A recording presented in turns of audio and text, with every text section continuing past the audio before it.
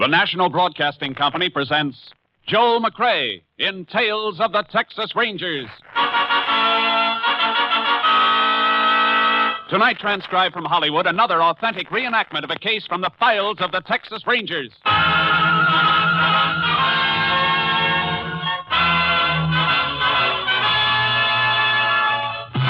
Tales of the Texas Rangers, starring Joel McCrea as Ranger Jace Pearson. Texas, more than 260,000 square miles, and 50 men who make up the most famous and oldest law enforcement body in North America.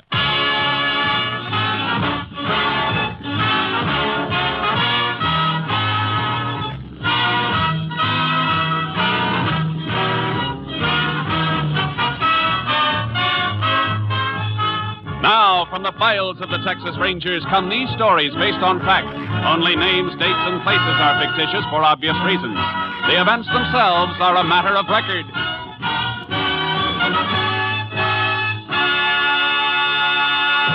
Case for tonight, square dance.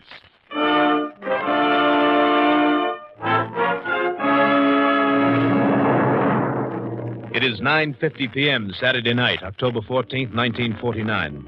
There is a square dance in progress at the Fun Spot, a barn-like dance hall on the outskirts of Bankerville in West Texas.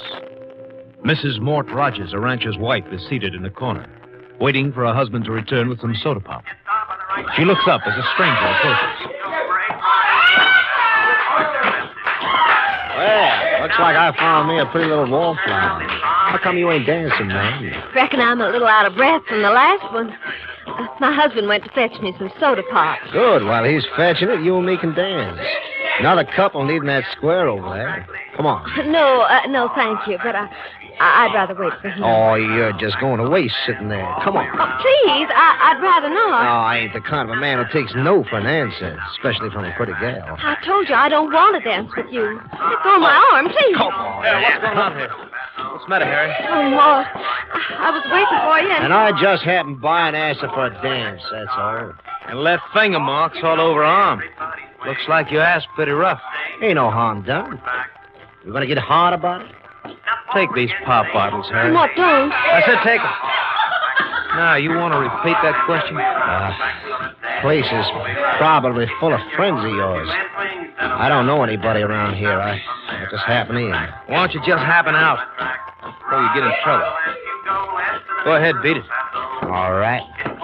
Maybe I'll meet you alone sometime. Anytime you want to No, try. Mort, please. Let him go. I'm all right. Always seems to be somebody like that, wandering in where people are having fun. Forget about him. He went out. Now, drink your pop. Here. Look at you, honey, you're shaking. Not from him. It's a little chilly in here now, that's all. Where's that little jacket you brought? I left it out in the car. I'll go fetch it for you. Oh, ain't that cold, Mort? Oh, no, just turning blue or something. All right. Would you mind getting it for me? Oh, I said I would, didn't I? Any more strangers ask you to dance, hit them with that pop bottle. I'll be all right. Jacket's in the back seat. All right, I'll find it.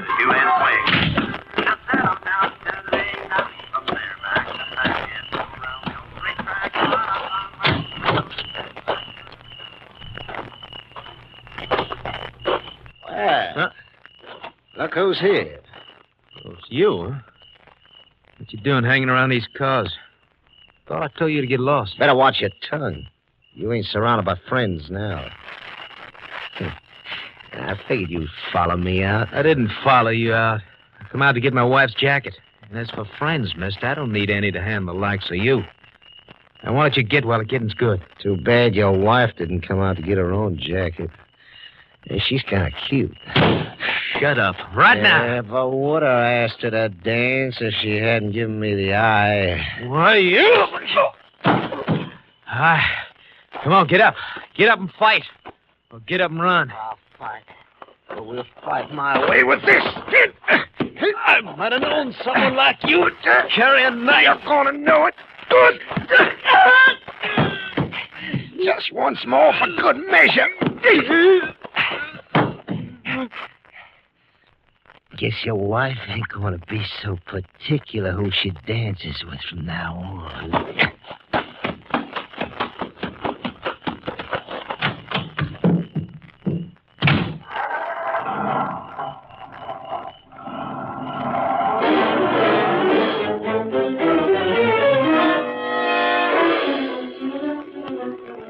thought Rogers failed to return to the dance, his wife came out to look for him. Her screams as she found the body brought dancers streaming from the hall.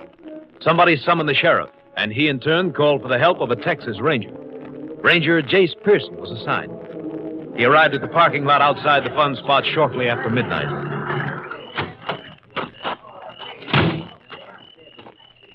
Howdy, Sheriff. Well, howdy, Jace. I'm glad you were close by. Here's the body. Uh-huh. Radio was buzzing with calls as I drove in. KTXA's ordering roadblocks set up on every highway near here for 100 miles. Yeah, I know. I phoned in a description of a stranger who was at the dance tonight. Yeah, I heard it.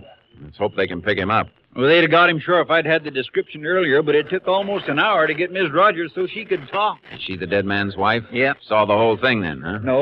No, she was inside when it happened. Come out and found the body. Well, then why the pickup for the stranger in particular? Rogers have trouble with him? Just words. Nothing anybody saw. Tried to force Miss Rogers to dance with him, the way she tells it. Rogers come along, saw what was going on, and ordered the fella out. Whole thing happened less than 2 hours ago. Killer can't be too far away then. Yeah, far enough. Yeah, but if the roadblocks don't pick him up, we'll know he's either living or hiding within a 2-hour ride from here. Could be 100 yards away or 100 miles away. Even then, he might not be the one. Over 60 couple at the dance tonight. Any one of them could have stepped outside. I haven't let a car pull out since I got here. Good. You shake everybody down? Yeah, didn't find anything on anybody, though. Deputy has 2 knives and a gun that were ditched under benches when he started searching. Knives clean? As far as I could tell. We'll send them through to Austin and make sure. If there's any blood left on one of them, the lab will find it. Yeah. We're not going to have to wait for that, though. Not if the killer's still around. Why? This wound on Rogers' throat cut the jugular. See how the blood spurted out. Killer couldn't miss getting some of that blood on his clothes. You check for that on the shakedown? Well, just their hands, Jace. You better line them up again inside. Blood's had time to dry. Killer may have had a chance to try and wash it out, but we'll have to check every suspicious-looking stain. Well, I got the names and addresses of everybody in the place. Good. You can use that as a checklist. Make sure nobody's taken a run out since you got here. Deputies been stationed all around. All doors have been locked, except this one leading out to the parking lot. I had to let folks out here because some of them have got babies sleeping in their cars. I understand. Well, let's get them in. Right. All right, inside again, folks. Everybody inside. Joe, Charlie, Higgins, don't let any stragglers hang back. Keep them moving. Hey, you better send one of your deputies into town, dig up some clothes from the jail or someplace. If you find any suspicious stains, a few of these people mightn't have anything to wear home.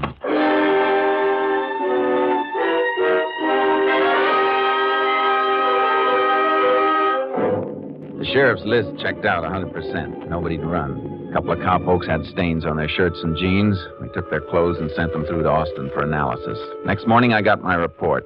A long-distance call from my chief, Captain Stinson. Austin Lab just finished with the stuff you sent through, Jace.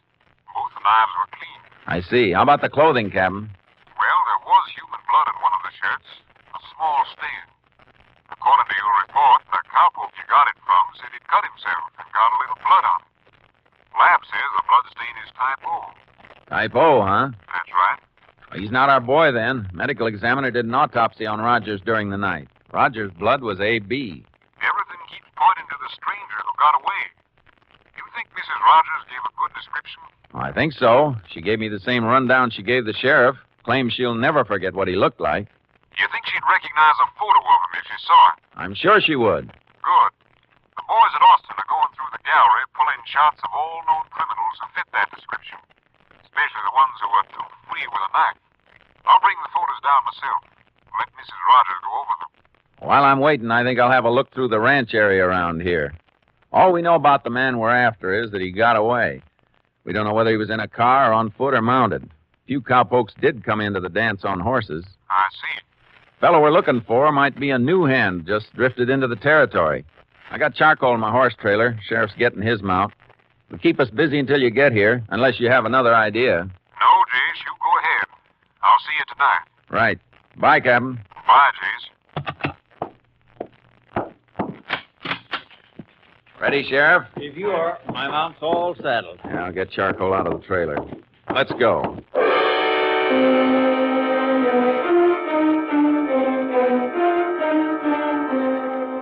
We rode from ranch to ranch, taking shortcuts through the gullies and arroyos, working through the good grazing as well as the badlands, riding close to get a good look at the cowpokes working the range wherever we spotted them. We're on Brubaker's land now. Be able to see the ranch house when we reach the end of these trees. How many hands he got on the place? 3. They've been around for quite a spell, unless he took on a new one. Brubaker. That seems to me his name was on the list of folks who were at the dance. Yeah, he was there with his wife. Well, then he was asked if he'd noticed the stranger. Asked everybody that. If anybody by that description was working for him, he'd spoke up. Well, I thought we might talk to his hands. Even if they weren't at the dance, they might have noticed a stranger around someplace. Possible. Worth a try. Yeah. Hey, there's Brubaker now, climbing into his tractor, there by the tool shed. Hey, Brubaker! He sees us. Howdy, Sheriff. Ranger. Oh, boy. Oh, Sharky. Ooh. Well, howdy. Howdy. Glad to see you, Sheriff. Matter of fact, I've been thinking of phoning you. You got some information on the Rogers case? Well, no. It's something I guess I shouldn't even be bothering you with right now. Just wanted to put in a little complaint. What kind of complaint, Brubaker? Well, sir, just before the dance last night, the missus and me did some shopping in town. Matter of fact, going to the dance was an afterthought. Just decided to drop in when we was driving home and pass the fun spot. Mm-hmm. Well, sir, like I said, I hate to bother you about it, but a couple of things was stolen out of my pickup while we was at the dance. New bridle I'd bought in town and a new pair of wire clippers. Are you sure those things were taken while you were at the dance? Well, they couldn't have been taken anyplace else. They were the last things we bought before we went to the dance. Put them on the shelf behind the cab seat. Could be something to this, Jake. You sure could. Anybody stealing things from a car wouldn't be doing it while you and your deputies were all over the place. And we were there till after everybody had cleared out. Stuff must have been taken out of Brubaker's pickup before Rogers was killed. Say, as a matter of fact, Rogers might have surprised somebody going through the cars. I wouldn't rule out the stranger we're looking for. He left the dance hall before Rogers went outside. Bridle and wire clippers wouldn't be easy to trace. I wonder if he might have taken something else. Well, I haven't had any other complaints. People don't always complain. Thanks, Brubaker. Come on, Sheriff. Let's get back to town. So long. So long. So long. Get up, Charlie. Come on. Now, let's go. You planning to check over that dance list again? We'll call every name on it. See if anything else was taken from that parking lot. Up, Sharky. Come on, boy. Let's go. Yeah.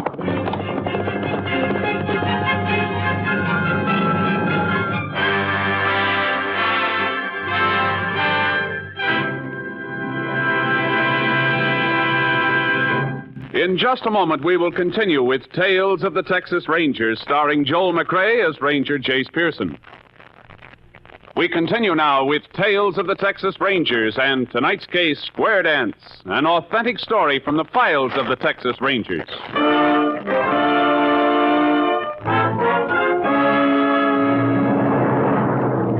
The sheriff and his deputies started a phone check of people who'd been at the dance, asking them to list missing articles.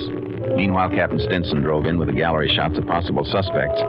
We took them over to the funeral home to see if Mrs. Rogers could identify the stranger who quarreled with her husband. The captain showed him to her, one by one.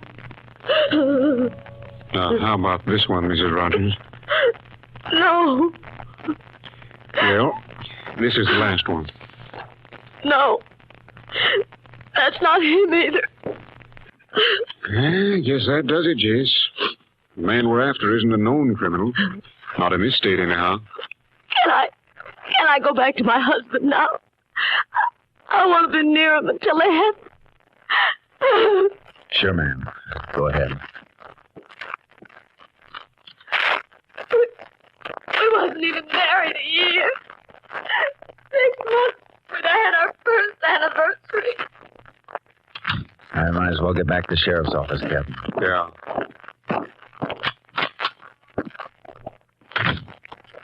Young bride like that. And a nice future the killer left her. We gotta get him.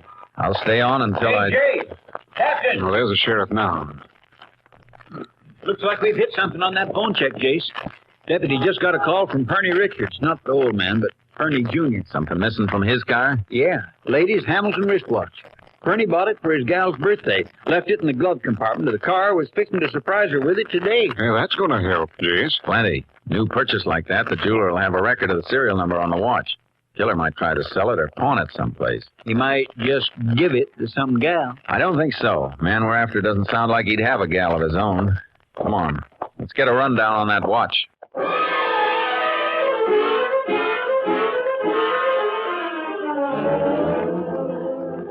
We got the serial number and put out a bulletin to jewelers and pawn shops, all the logical places where a man might dispose of a watch. Because it was Sunday, we had a break. The bulletins would be on file before the killer had a chance to unload. Meanwhile, Captain Stinson was in phone contact with Austin, digging up another angle. Yeah, that's what I wanted. Well, thanks. No, not necessarily. Mightn't mean anything, but it can't hurt us. I'll call you later if I need anything else. Right. Goodbye. I have anything? A little. I asked them to check open files, unsolved cases of petty theft, especially things taken from cars in dance hall parking lots. Must be plenty of cases like that. The same man wouldn't be responsible for all of them. No, but a couple of cases follow a pattern, Jace. I've written them down. Now, look here. Portable radio stolen from a car a week before last, outside of Elderton. Roadhouse there was having a square dance. And here's a constable's report. Same night, same place. Man answering the description of our stranger got in a beef. He pulled a knife on a fella. Didn't get a chance to use it, though. And ran before the law could get there. Hey, that's good. Now, here's another one. Also a square dance. South of here at Pa's Crossing. Happened a month ago. Manager at the dance hall ordered some fella out for bothering a woman. Again, the same description. Fella went outside and threw a rock through a window and got away. Cars had been looted. That's our boy, all right. Yeah, but we still don't know who he is. Something we do know, though. Look at this county map. He's been here in Bankerville, west of here in Elderton, and south of here at Parr's Crossing, all within a month. Yeah, that's right. Means he must be living in this area or hanging around at someplace. Draw a circle around the 3 spots he's been seen at. Gives us a radius of about 40 miles in any direction. And that fits, because he wasn't picked up in the roadblocks. I don't know, Jace. He's been a stranger in all 3 places. And they're the only towns around here. Most of the area in the middle of your circle is hill country and badlands. And not many ranches he might be working on. No, but there's a lot of prospecting going on in those badlands, Captain. Big new kick. Not gold or silver anymore. Uranium. Hey, not many people would see a prospector. Not unless he had a habit of wandering into some town on a Saturday night with a yen for square dancing. All right, Jace, I'll buy it. What's your move? Thought the sheriff and I might do a little prospecting, too. Uranium? No. A man with a knife.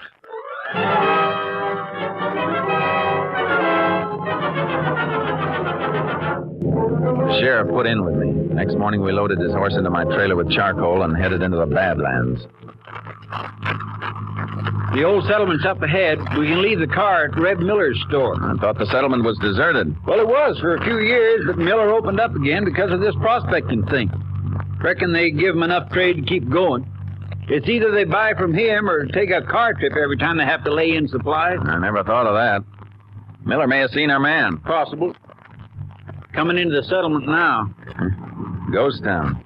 Where's the store? Long Dobie building just ahead. A lot of cars parked under a shed just behind it. I see it.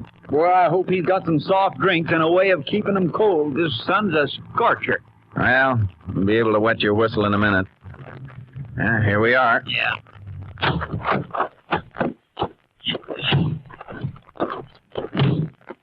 Hardly think Miller could make a living here. Well, there's just him and his old lady. I reckon they don't need much to get by. Looks like we'll be his only customers. Hello? Anybody here? Oh, well, lad. Sheriff Bruner, howdy. Howdy, Miss Miller. This here is Ranger Jace Pearson. Howdy, Hello, ma'am. Where's Reb, Miss Miller? Oh, now he's just plain gonna die 'cause he missed you, Sheriff. But he drove up to Ellerton to see the doc. She's back again. Oh, that's too bad. But he'll be back for supper if you can stay. We might have to. Depends on whether or not you can help us. Somebody here can help us, all right? What is it, Jace? Take a look in this showcase. Well, I'll be.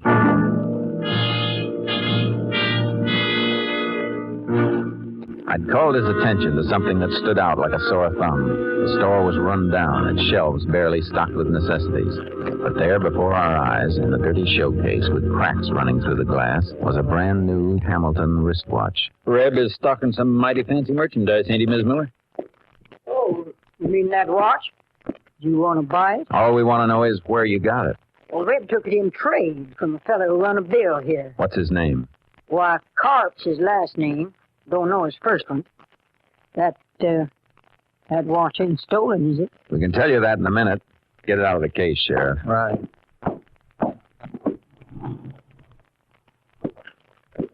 You remember the serial number? Yeah, I got it written down in my book. Pry the back cover off. Fingernails won't do it. I'll have to find something. When did this Carp bring the watch in, ma'am? Yesterday, Sunday. Reb's always trusting people, you know. Carp owed him more than $20. Instead of cash, he give Reb the watch and a pair of wire clippers. Wire clippers? You hear that, Sheriff? I sure did. I'll have this watch case open in a minute. Oh, I told Reb not to trust nobody. Reckon Carp wouldn't even trade here if he had cash. Couldn't give Reb no money. Oh, no, but when he come back yesterday, he had a new bridle for his horse. Reckon he had to pay cash for that someplace. You're reckoning wrong, Mrs. Miller. You got that bridle the same way you got the watch and wire clippers. Yep, that does it. Here's the number, Jace. H427991. H4279. That's it, all right. Carp's our boy. Where is he? Well, he's out in the hills, I reckon. He saddled up and rode off after he brought our car back yesterday. He had your car? All Saturday night, Sheriff. You know Reb. He'll lend anything to anybody. That's why we ain't got nothing ourselves. Carp never even paid him for the gas he used up. Then he had the nerve to borrow his shirt and jeans while he used my tub to scrub out his old clothes. And water scarce as it is. Don't need two guesses what he was scrubbing for, Sheriff. You can say that again. Come on, Sheriff. Let's get the horses and move. Well, look here, don't you want to know what he looks like? Thanks, ma'am, but that's something we already know.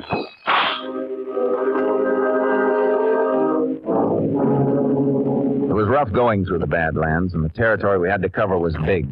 We met prospectors here and there, but not Carp. At the end of our second day, the trail led to rocky ground, thinning out in spots and disappearing in others. We kept going until the sun dipped under the rim and darkness came fast. Oh, I can't see anything, Jace. If the tracks were heavier, we could keep going, but the ground's too hard. Can't pick up marks like that with a flashlight. I know. Better find a campsite. Rustle some grub. Well, you can do the eating. All I want is a place to rest my bones. We'll find a spot when we get on level ground. Up, Charlie. Come on. Come on, that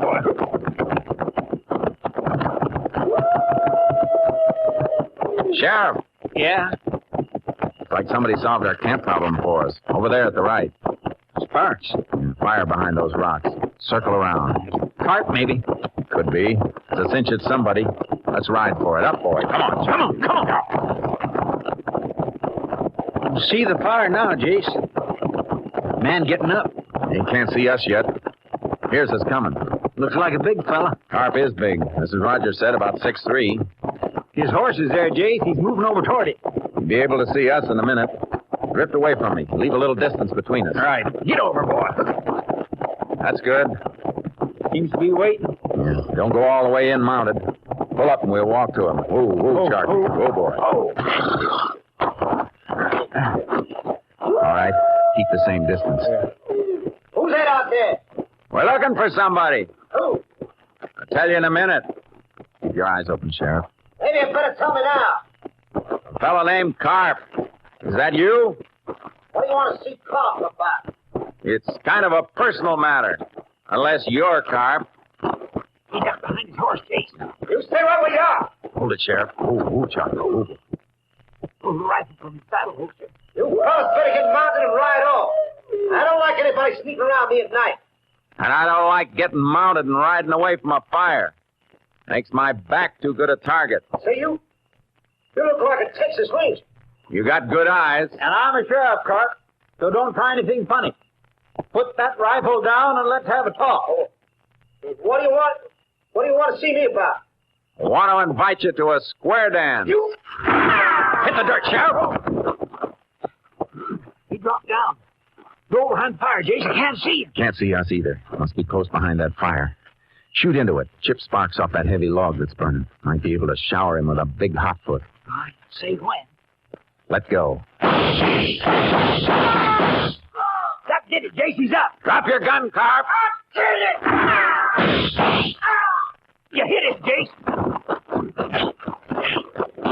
There he is. And there's his gun on the ground. Gun stock split. That's what I hit, not him. Shock knocked him out. Yeah. Just the same. He's out cold.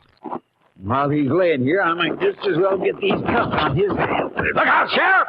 I'll cut your heart out. Drop that knife. Let it go! Ow, my arm. Thank you, Jace. He almost planted that in my ribs. Yeah, it's something he won't try again. Come on, Carp. Get up. Save your story for the jury, Carp. Maybe you can tell them how to be a big hit at a square dance. Come on, get moving.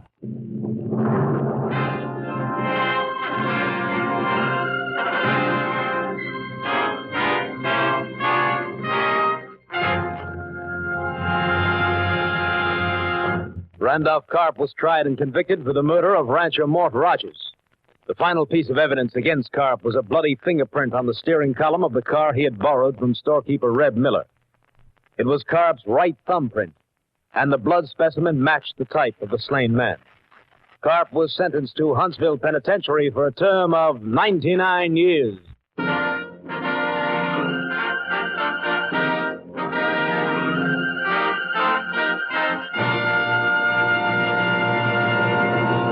And now, here again is the star of our show, Joel McCrea.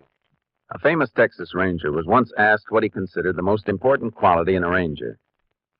Well, he pondered, I liken a good Ranger to that broad-brimmed hat of mine hanging over there on that old steer horn. It's made of some sort of fabric that holds up. It takes the toughest handling I've ever seen. Must be in the character of the material, I guess, because as old as that hat is, it's never showed a sign of going to pieces. I never did like hats or men that'll come unglued. Good night, folks. See you next week. Next week, Joel McCrea in another authentic reenactment of a case from the files of the Texas Rangers.